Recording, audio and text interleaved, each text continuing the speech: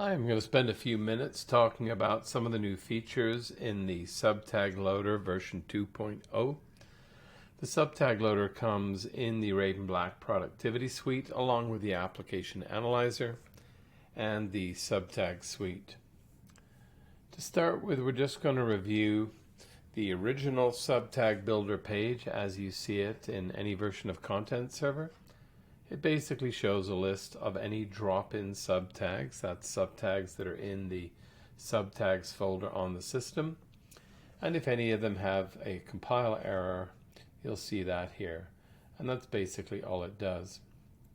In the new interface, you get a little bit more from a read-only point of view. We've also introduced some edit features, which I'll talk about shortly.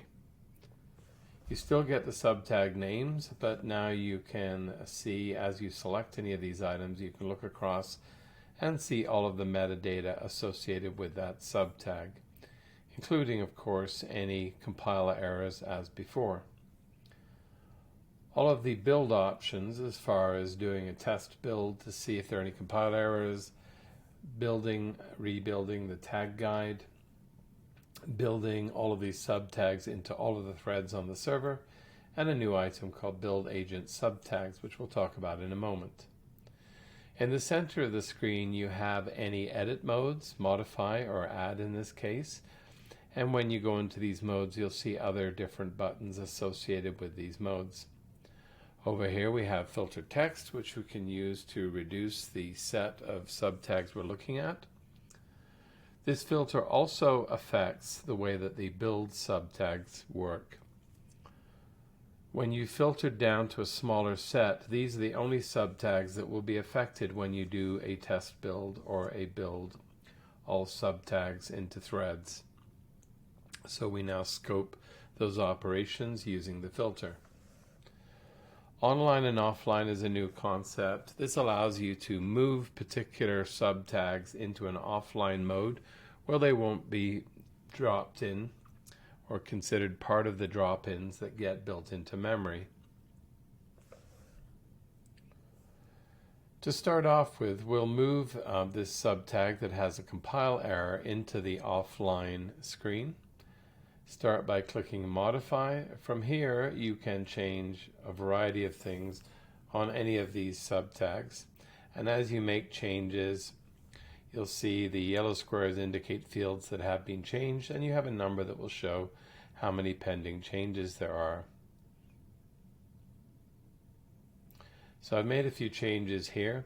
And for this AA error subtag, which is showing compile errors, if I unclick this offline field, when I submit this, it's going to move that to the offline mode. At the point where these changes are made, it'll offer me the opportunity to build the tag guide and to build all of these changes into the threads on this server. So all of those changes are now active on every thread on this server. If I now go into offline mode, we have a few subtags we've stored here, but you'll now see that the AA error subtag is in the offline mode.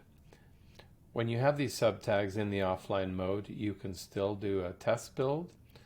So we can check and see for any of these subtags if they have compile errors prior to moving them into the online mode.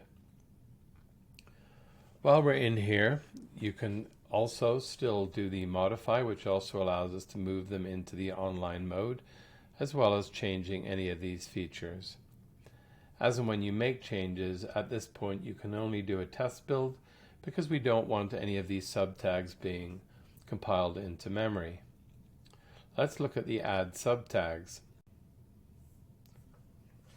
In the add subtags screen, we have the option of selecting from a browse box or dragging and dropping. In this case, I'm going to drag just a couple of subtags I have here, and you have to drag a pair. It will warn you if you don't have an appropriate pair of subtags. You can actually drag multiple pairs. In this case, I've just dragged one subtag made up of a pair. When you're ready and you click Upload Subtags, it'll check mark them as they're uploaded to the server and give you an opportunity then to rebuild the screen. And this new subtag I've added is now visible on this screen here.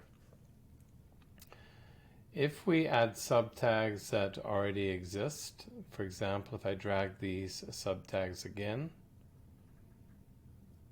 it actually warns us that they're already in that part of the system, and it highlights them in orange. It'll still allow you to upload them because overriding existing subtags is a perfectly valid thing to do.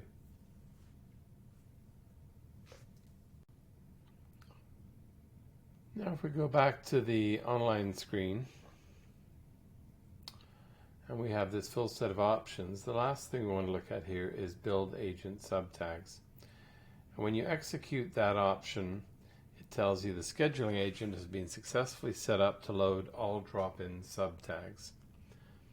And what this does is it kicks off a web report that is designed to run on the scheduling agent, and when it runs, all it does is build the subtags into the thread that is running for that agent. Thereafter, anything running on that agent will have the benefit of the new subtags. And that brings us to the conclusion of the new feature review for the subtag loader. Please feel free to read the detailed documentation for more information and email us with any questions.